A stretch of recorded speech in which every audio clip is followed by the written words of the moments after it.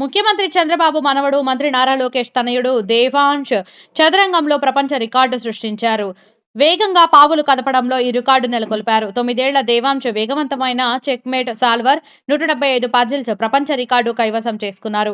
ప్రతిష్టాత్మకమైన world book of records London నుంచి అధికారిక ధృవీకరణ పత్రాన్ని అందుకున్నారు.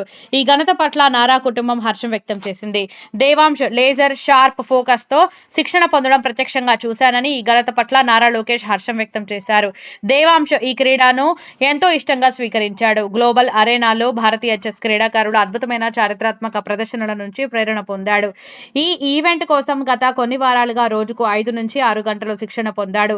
చెస్ పాఠాలు నేర్పిన రాయ్ చెస్ అకాడమీకి ధన్యవాదాలు తెలిపారని లోకేష్ తెలిపారు.